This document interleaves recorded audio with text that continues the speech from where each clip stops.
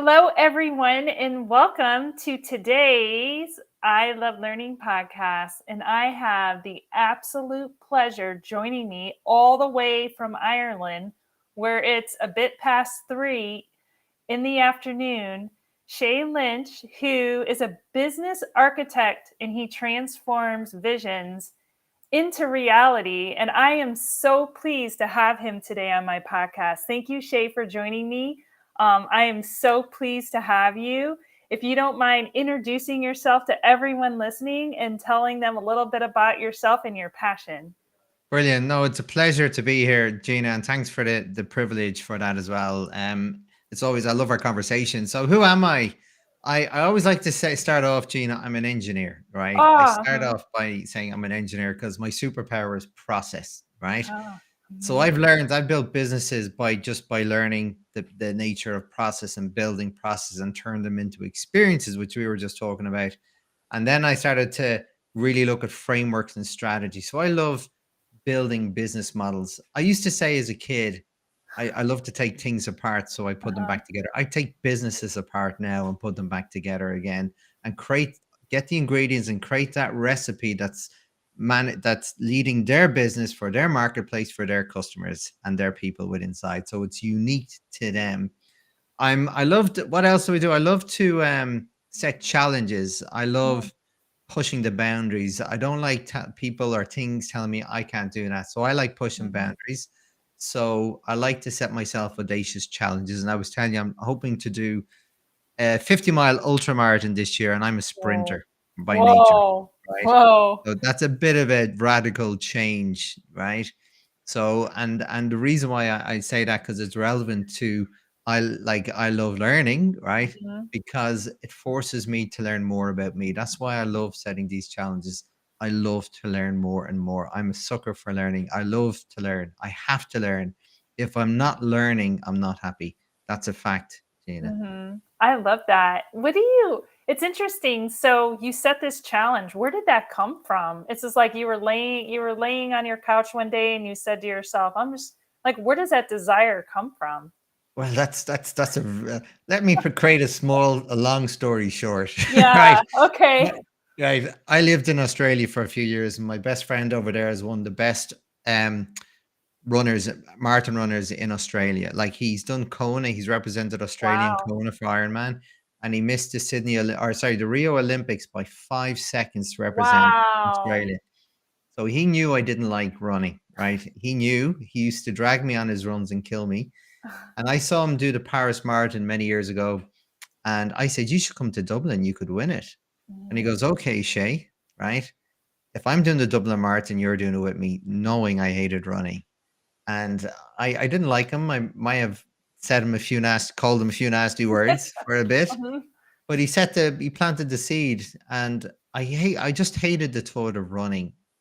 And I was always super fit, but not running fit. And then I said to myself after a conversation with my brother said to me, "But isn't that what you love? You love a challenge. This is a mental Mm. challenge. It wasn't about the physical element of it. It's the mental because I just hated it. I got too antsy. I got too I'm a very time driven person. So the thoughts of just running slow for a very long time was hell to me. It was a nightmare. Mm. And then Mhm. my challenge was to challenge my own limiting beliefs about Gosh. my not just about running, but my beliefs around time, my belief around patience, my beliefs about everything. So again, I said, okay, I'm gonna have to teach myself how to be a different person. And I'm gonna do it through running a marathon. Wow. Wow. That's incredible. It's like when I talk about really digging inside of you and really listening to your mindset and really overcoming that barrier that's set in your way, just really thinking about how you can meet that challenge. That's incredible. I can't wait to just hear about your journey and see how it goes. I know running is really hard for me. Half the battle, right, is getting up and getting there. So that's half the battle. And so when you think about those kinds of things like hurdles or roadblocks, I mean, I was doing the Charleston half about a couple months ago and I laid in bed the night before it was going to be 32 degrees. I was like, I am not getting up and I'm not, I, it's, I was really had this negative mindset. And I told myself it's like you just have to get there. It's like this roadblock, and so once you get there, it helps you kind of move forward. So in your life, Shay, can you think of a time maybe that there was a roadblock that maybe stood in front of your passion? Yes, like there's been multiple, Gina. Like I call life the journey of a roller coaster, right? Mhm, You have your ups and downs, your lefts and rights, and I always say you've got to make the best of what is dealt with you, right? And mhm, it's experiences, and the bad experiences there to teach you and appreciate the good things and not take them for granted, right? mhm. So you're either winning or learning. That's the way I believe, right? There's been a few. One that comes to mind is when I set up my first business. It was in renewable energy. I had no iota about the Wow. industry, but I Mhm. had a passion for efficiency and like having clean energy, right? So I did a lot of research. It was going to be the next big thing. So I set up the business in 2007, and I built with my business partner a business, and we had a lovely small bit. Within a year, we had 12 people. We were turning over seven figures, and then the recession happened, Wow. right? Mhm. And like we were owed €500,000, and we owed a quarter on the other side. And I remember like thinking, like just being stuck, Gina. Mm, And and it was the first time I'd really was challenged, and it wasn't just I had a responsibility to people, right? They had families to feed, and like I had a mortgage, I had bills to pay, and I was going. My business partner and I were going, what do we do? Like, mm, do we liquidate? And then we knew the people we worked that working for us wouldn't have got other jobs. Like it was the recession of mm, 2008. So we could have voluntarily liquidated or even forced ourselves into liquidation. But we said, no, we're going to step back. We're going to make this work. And it forced us to dig our way wow. out, right, Gina? Mm, And we turned that business around. We learned how to add wow. value. And we did. And I ended up selling my part of that business because then I had a passion to help companies do what I did to thrive in good times and bad, and there is mechanisms. But at the same time, Gina, right? And this that question resonates a lot because at the same time I was going through a very difficult time with my wife and we ended up splitting up, right? Mm, So it was like the world was against me. mm, Okay. And to the point about learning, I had to really dig myself out of, and it was the same time as my business was struggling. I had to dig myself out deep. And I went on the journey of psychology and learning about me, why I felt the things I mm. felt, and how could I bring myself. And then I got really sucked into psychology and I love it, Gina. Ah, I could not understand the power you actually have for good or bad. And I say that for good or bad. And I had a bit of the why me, like I was victim of the world, right? mm, And then mhm, I remember the first realization I had was I have to take responsibility. mm, I I I set up my own business, my responsibility regardless of what happened to my wife and who's to blame or not, she was still my decision. mm, My I chose her, right? And again, I'm not blaming her. It was just it wasn't the right. We didn't compliment at times, so it was the right thing to split up. We're still friends now, but I mhm. couldn't. I went from blaming everyone but me to taking accountability and apologizing, right? Wow. And there were big moments in my life in terms of how I changed my roadmap forward. Wow. That is so powerful to hear that you took responsibility. What do you think, and I think a lot of times people struggle with that. Is there something, if someone right now is struggling with that idea, what specifically, you talk about psychology, what strategy could you give them to overcome that and to get to that point that you did? Is it like, what did you do to get there? Was it your own courage or your own self-will to get there, or was there anything in particular you can remember? But there was a number of things, Gina, Mhm, right? And one was a part of my own education and learning in a space mhm, that I knew nothing about. Okay. And but also I had a really good support network around me. I had really good family and very close friends that was immense. that was so powerful, Gene. Underestimate. I couldn't underestimate the power of that or overemphasize. Mm, And then what if one piece of advice I'd always say to people is don't be so hard on yourself. Number mm, one, we're not robots. We mm. can't go at 100 miles an hour all the time the way the world wants us to. Take some time out, right? Yes. Don't keep going, well, I have to try harder. I have to try harder. No, you don't, right? It's not a competition. This is Hmm. your life. You have to protect this at all costs. And that's one thing we've forgotten to do, Gina, in this Hmm. world is learn. People are great at training their bodies, but they forget to train their brains or Mm. they're not even aware that they can train their brains. So I say take time out. And then I say focus on the questions. Don't focus on answers. Focus on questions. Why am I here? Why have I lost my passion? Mm. What can I do about it? And they're questions to ask, not to answer, but more so to plant seeds and let your brain work in the background. Learn to relax, get some sleep. And I can't overemphasize, give your body time and mind to process everything. Because Yeah. again, we're not robots, you know? Absolutely. That is really, really powerful because when we ask ourselves those questions and let it just resign and think about them as we sleep, our subconscious can help us process those and help us move forward, right? And so giving Absolutely. ourselves time is so important to process. So what do you think keeps you happy then? You've gone through these challenges, these roadblocks, such hard times, you've overcome them on a daily basis. I mean, we're overwhelmed with content, overwhelmed with our work, overwhelmed with stress. What do you do to keep you happy and to continue moving you forward to these awesome ideas and relationship and situations that you're involved in? Set more challenges. Right, you're Right? going to go run a mountain. Oh, Absolutely. but here, you know what? I'm sort of joking, but not joking, Gina. Hmm. And this again, this is something I think deeply about, and it's about.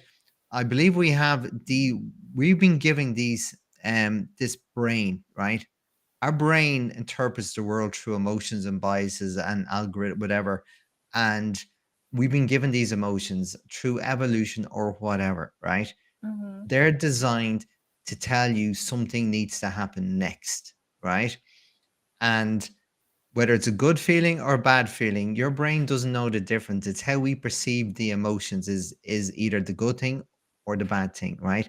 But it's to signify that it's telling you something, act, not react and get into an emotional reaction, either step away or respond. But you got to do something. If you don't, that emotion can lead to a state in a depressive state if you're not careful, right? And the Hmm. reason why I bring that in is I make sure I check in number one on my emotions every morning, right? I check in, how am I feeling? And I say this, how am I feeling today? Do I have any stresses? Do I need to be careful? Do I need to be mindful of myself? Because I've been there, Gina, and it's not nice. And I never want to go there. So every morning I have a routine that gets mine. I do some energy work like Qigong, Mm. right? Okay. And I have some mantras that I talk to make sure that and ask myself the questions, am I okay? If I'm not, find out why. Has something triggered me that I need to dig deeper? So that's the first thing I do in my morning routine, number one. The next thing, Gina, is to set like what are the things I want to achieve today. And I don't make it heavy or hard because if you don't achieve it, then I can't do this. You get into that, I can't do this. I Hmm. knew I could do this. And I have a routine. So you have your own business. I have my own business. Hmm. After 9 a.m. in the morning, the world can go crazy, right? Absolutely. So one email or one phone call can change your day. You can have all the best intentions in the world. So I do all my value work before 9 o'clock. So Mm. then I know I've achieved something, right? Mhm. I can do all the working on my business stuff before the world can drag me away from it. And I'm okay with the world dragging me away, Gina, because that's why you're there. You're Mhm. a business owner like myself. You're there to serve your teams, to make Mhm. sure they're happy and healthy and mindful, and your business and your customers as well. And if you work with supplier partners too, you're all part of the same chain. Work together to make it better.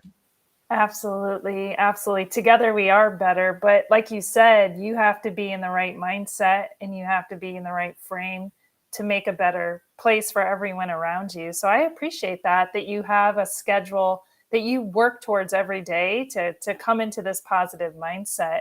Is there something that you can remember that was like foundational to you in your learning that made you kind of be where you are today? Maybe that really left an impact on how you think about life and how you think about this challenges that you make for yourself? Yeah, and that's a really big question, Gina, right? And there's so many answers I could give to this, I'm sure. But like it falls back to what I was saying earlier. My modus operandus is learning. Mm, Like there's a reason why I left the secure, stable world of like corporate or whatever because I wasn't learning. And the pain of staying somewhere was worse than the pain of not knowing and mhm. learning. And going back to what drives me, to one of the other questions I didn't finish.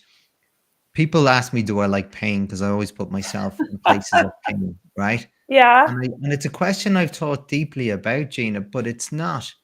I Mhm. like overcoming adversity because we Absolutely. are designed and as I said, the pain of me staying in a job where I'm not learning or not helping, I have to leave. I don't feel fulfilled, and it hurts me mentally, Gina. Mm, So that's why I always say, like, I have to learn. And even when I'm working with clients and I'm helping them figure out their business, I'm learning all the time. mhm, I'm learning, I'm seeing new people, new cultures, new problems to solve, new markets, new everything. I mhm. love that. I Yeah. love that. And that's the key, the thing that drives me to learn and learn through helping others. Yes, I love that. When you're talking about learning, one thing that I've done decades of research on is authenticity. And I love to think about really what is authentic to someone and does it depend on who the person is or what industry they're in or but what do you think about that? You're really passionate about learning. What is authentic learning? If someone were to say to you, this is authentic learning, what would that mean to you? Well, I'll tell you, start off by saying what it's not for me, Gina, Okay. right? Yes. Okay. And it's not me having to go and by the way, I'm not dissing um like I am an engineer, I've got a Yeah, qualification, but I even in school, when you're forced to learn stuff in school, that to me is not authentic because you're just told this is what I have to do. And as kids, what you do, you rebel, right? absolutely. So it's not for me being told what to learn. And that's why I don't do um like academia anymore. And please don't say that I'm dissing that. I'm not, because there could be a subject like nutrition. I love nutrition, but Mhm, there could be only 20 to 30% on an academic course that I want to learn. I don't want to learn the other things. mhm, So I need to learn stuff that I believe can help me, number one, first. And then once I learn how to work it at me, I can help other people. So mhm. authentic learning for me, number one, is immersing myself in something and being active in it. So again, this ultra marathon, this isn't the ultra marathon isn't my goal, by the way. That's the Absolutely. consequence of my goal. The goal is who do I have to learn and become to meet that? So I have to learn a lot about my body, a lot about nutrition, what nutrition works for me. And I don't do this on my own, Gina. I Mhm, get people to help me. I have a functional practitioner. She's amazing. And mm, we work together to design something, figure out my genetics, my metabolic state, and then what tailored nutrition works for me. So mhm. the reason why I say that immersive learning is very useful and authentic when you can do it with other people. So the Absolutely. group, it's the synergistic like outcome for people that they all add a little bit and the outcome is much better than the parts on their own. That is perfectly and well said because obviously being together is so important and socially and getting there. And one thing I talk about and write about a lot about the end, it's not about the end. It's not about winning or finishing the race. It's the process, it's the whole journey.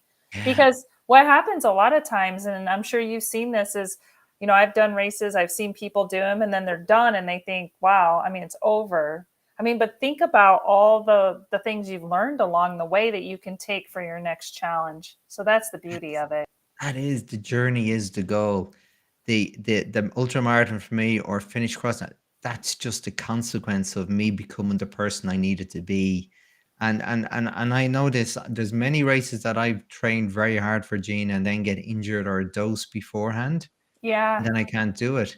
Yeah, it's a little bit disappointing, but like I know I could have done it. I didn't need to do the race to know I could have done it this time because my training has proved what I could have done and Awesome. the journey that I all the things I've learned on that journey as well. Oh, that's awesome. That's awesome. Shay, what would you say? A lot of times people come to me and they'll say to me, we take real time feedback in our system, and a lot of times people will say they've lost their passion, or they really don't know what to do to go forward, and they're feeling depressed. They don't know what to turn to. What would you say to that person? What recommendations would you give? Because you have such high drive. What do you do when someone you don't really have that drive? Oh, but I've been there, Gina. Like we've Yeah. all, again, I said, life is a roller coaster, and I've been at rock bottom and then some, and I've had to crawl my way out of it. So I know what that's like. Like as I said earlier on, one of the first things I say, take some time out. Like really take some time out, and really start to look at your. If you're talking about it, some like you've lost even the passion for life, Gina, right? It's very easy to do that when you feel the world is against you and life is overwhelming and work, etc. Take some time out is very important. Really, you need to spend time in isolation, Gina, to Mm, learn about you. We don't have time for ourselves anymore. And as I said, you have to train the brain. The next thing, Gina, I would ask again, open questions. I would ask them, tell me about your relationships, right? mm, Tell me about the sport you like. Tell me about the interests you have. Tell me about if you have any financial goals. Tell me about these things and start to get a feel for their life and get them to. And it's not about necessarily answering, but it's encouraging them to think about, well, do you know what? I could improve things in my relationship at the moment. mm, So it's about giving them ideas to maybe set goals without actually telling them you should set a goal, mm, right? It's about asking questions to realize where they are on a certain journey in certain elements of your life. We're all multifaceted, Gina, right? mm, And the danger of setting crazy goals and my one is that you could lose sight of all the other parts of your life and mm, get consumed by it. And then all of a sudden you'll find yourself in that place where you've just talked about where did it all go wrong. So the importance of asking questions in all the different facets of your life is that remind you, yes, these are parts of my life. Things aren't as bad as I probably thought they were. It's just the way my mind is working at the moment. And mhm, then you can say, well, I've got really good friends. Can I use them? Can I support them? Can they support me? Can I make the relationships better? Can I improve my health, my spirituality? So you're giving them, never tell people the answers, Gina. Ask questions, you know. yeah. Questions are the answers, is what I say. Help them find more out about themselves.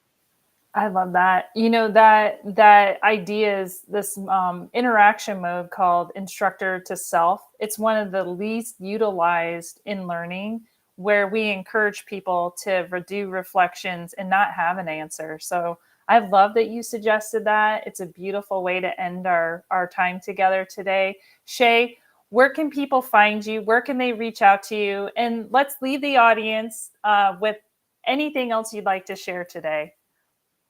Okay. Well, first of all, while I'm thinking of one final nugget, they can LinkedIn on my profile. They can follow me there. My website is futurestateco.com. And I would love to hear from people if they have any questions, right? Because one of my passions, by the way, I've written two books, one on business, one on achieving goals. I Mm. have a process in achieving goals, and I believe everybody should set goals because their life will be better. And as I said, Gina, it's not about taking the easy road. Sailors don't learn their skills on a calm sea. It's about setting yourself challenges that will stretch you a little bit. You go into a little bit of the unknown to make you a better person along that journey. So if you don't have any goals or challenges set, Look at all those facets of your life and see what areas you think could do with an improvement over the next 6 months, and do something, take action and do something with it, about it. Awesome. Thank you, Shay. I appreciate you. Thank you. I appreciate too, Gina, and I appreciate the opportunity to always talk with